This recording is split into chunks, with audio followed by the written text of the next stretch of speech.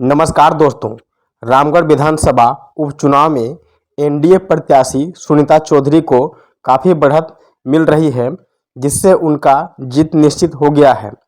इस संबंध में आजसू सुप्रीमो सुदेश महतो ने प्रेस कॉन्फ्रेंस कर रामगढ़ की जनता को धन्यवाद दिया है। आइए देखते हैं उन्होंने प्रेस कॉन्फ्रेंस में क्या कहा।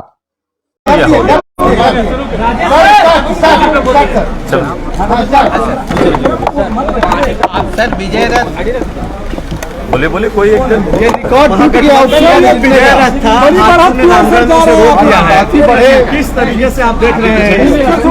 मैं पहले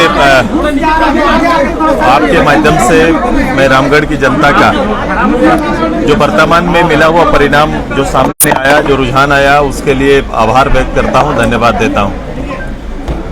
और ये जनादेश जो उभर के आया है, जो जनादेश दिख रहा है, ये प्रत्यक्ष रूप से इस सरकार को, सरकार के निर्णयों को एक जवाब है। जैसा पहले भी हम लोग कह रहे थे, इस कुशासन के खिलाफ में, जनता के साथ किए गए छल के खिलाफ में ये जनता का एक बड़ा जवाब रामगढ़ की जनता के माध्यम से आया है। जवाब है, लेकिन एक डिफरेंस जो 2019 और इसमें था कि बीजेपी वापस आप लोग साथ में चुनाव लड़े। निश्चित रूप से ये चुनाव संयुक्त रूप से लड़ा गया है, लेकिन परिस्थितियां जो यहाँ पर थी, हम लोग राज्य के अंदर, वो कहीं ना कहीं वोट के माध्यम से सरकार को दर्शन हुआ है। ये समय आ गया है। मैंने कहा था कि 2023 का ये चुनाव 24 के आने वाले आम चुनाव से लेकर जो मूल चुनाव होने हैं, जो उसको इंकित करेगा। यही सारा उस ओर है। और आज सुबह मैं धन्यवाद दूंगा अपने सभी वर्कर्स को, खासकर चूल्हा प्रमुख, जो कंसेप्ट में हम सभी लोगों ने इस चुनाव को लड़ा। पार्टी के सभी पदाधिकारी, अपने सहयोगी दल भारतीय जनता पार्टी के सभी पदाधिकारियों को, जिन्होंने भरपूर सहयोग इस अभियान में हमें दिया है, मैं अपने मीडिया के सभी भाइयों का आभार व्यक्त करता हूं। अभी तक मिले रुझान क्या था। अच्छा, ये सरकार के खिलाफ जो है गुस्सा है, क्या आपको उम्मीद था कि इतना बड़ा अंतर होगा? निश्चित रूप से हम लोगों ने, मैं पहले ही कहा कि जो हम लोगों ने डिजाइन तैयार किया था और जिस रूप से हम लोगों ने नीचे तक जाने का काम किया है, लगभग कोशिश हमारी रही कि हर 10 परिवार के बीच में हमारा एक लीडर, हमारा एक प्रमुख कार्यकर्ता वहाँ खड़ा रहे, और उससे वहाँ की भावनाएं उभर कर आ रही थी। और हम लोग पहले ही पता था कि एक बड़ी जीत होगी। इसीलिए मैं हर बार आपको कह रहा था कि एक बड़ा जनादेश मिलने वाला है, क्योंकि सरकारी पार्टी को और सरकार को, खासकर मुख्यमंत्री जी जिसका नेतृत्व कर रहे थे पूरे चुनाव का, उनको नेतृत्व को चुनौती देना वो साधारण नहीं था। सरकारी पूरा तंत्र, सरकारी पूरा सहयोग, सरकारी महकमा पूरा इस चुनाव में खुद को झोंका था। तो ये चुनाव कैंडिडेट टू कैंडिडेट नहीं था, ये चुनाव एक बड़ा स्वरूप में था। और ये चुनाव में जनता की जीत हुई। जनता ने एक बड़ा जनादेश पार्टी के पक्ष में दिया है। सरकार के खिलाफ जो है ये आंकड़ा निकाल लीजिए। मैंने अपने अभियान का शुरुआत किया था उन्हीं के पंचायत से, और वो हमारा कार्यक्षेत्र रहा है, और कार्यक्षेत्र पर हमारे जनता पर भरोसा था, और वहाँ का आंकड़ा आप देख लीजिएगा।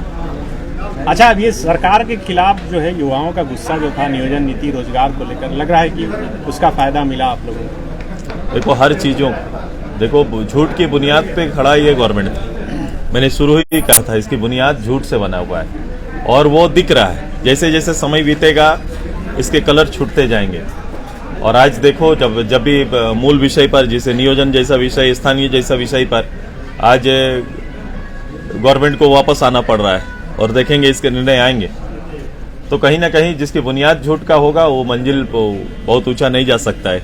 राज्य चलाना, राज्य की भावनाओं का कदर करना इस सरकार के और सरकार के जो लीडर्स है इसके माध्यम से संभव नहीं दिखता। पहले भी कहा था और आज भी, भविष्य में भी नहीं। सरकार को जनमानस पूरे समग्र पूरे पर राज्य की जनता के भावनाओं का सम्मान नहीं किया है। अराजकता की स्थिति देख लो, रोज अपराध की स्थिति देख लो, महिला अपराध की स्थिति देख लो, हर पैमाने पर जहां राज्य को बहुमत के आधार पर आगे बढ़ना था। हम उसी बहुमत में लीडरशिप के अभाव पे ये राज्य पीछे चलता चला गया।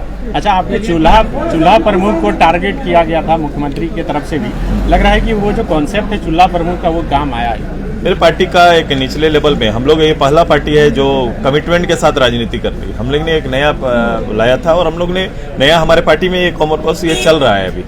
हम सभी लोगों ने तय किया है और हम लोग उसी आधारित काम करते हैं। विकास आधारित जिन विषयों के साथ जनता से अपील करते हैं उन विषयों को पूरा करने के लिए अपना सर्वस्व हम लोग लगा देते हैं। यही तैयारी रहती है, तब जाके खड़ा होकर डेवलपमेंट इशू पर बात करते हैं। पूरे चुनाव को भावनात्मक रूप से लड़ने की कोशिश उनकी रही है, लेकिन हमने अपने एजेंडा से हम लोग खड़े रहे और हमने कहा कि रामगढ़ हम लोग लड़ेंगे और रामगढ़ हमारे पूरा डेवलपमेंट, रामगढ़ के विकास, 15 साल का जो जनादेश हमें प्राप्त हुआ, नेतृत्व प्राप्त हुआ, 15 साल में हम किए हुए कार्य के आधार बनाकर हम आगे गए। हम कभी भी राजनीति में ओछी राजनीति, हल्की राजनीति हम लोगों ने नहीं की। सीधे सीधे पब्लिक को उसी इशू पर हम लोग ने रखा और पब्लिक ने इसको स्वीकार किया है, विकास की राजनीति को स्वीकार किया।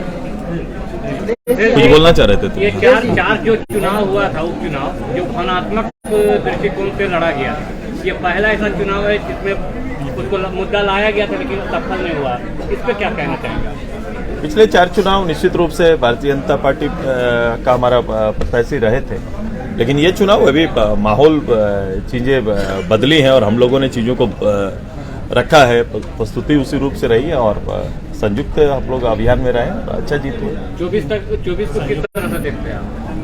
मैंने कहा इशारा होगा, ये कहीं ना कहीं इतनी बड़ी जीत, छोटा मोटा जीत होता तो आप बोलते हैं कि ये गणित, इसमें गणित कुछ नहीं है। उनका जितना वोट आसपास होगा, अंततः रिजल्ट आप देखिएगा, जितना वोट उनको प्राप्त होगा लगभग जीत का आंकड़ा उसी के थोड़ा आसपास रहेगा।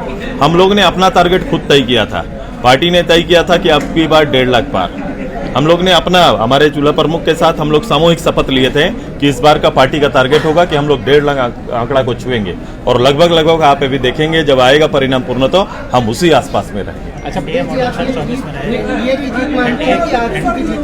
हम आप इसको अलग अलग करके ना देखिए। हम जब 7 लड़े हैं, 7 आगे बढ़े हैं तो निश्चित रूप से हमारा सहयोगी, मैंने एक कार्यकर्ता का भी आभार व्यक्त करते हैं। अच्छा, 5 में ये एक ही उपचुनाव आप लोग जीते, वो आज से जीती, तो 24 में आपकी दावेदारी लग रहा है कि मजबूत होगी। देखो, इसमें कहानी किस्सा बनाना उचित नहीं होगा, लेकिन अभी वर्तमान रामगढ़ की जनता को सलाम। और रामगढ़ ने इतिहास रचा है और राज्य के भविष्य की राजनीति को एक नई दिशा देने का काम किया है।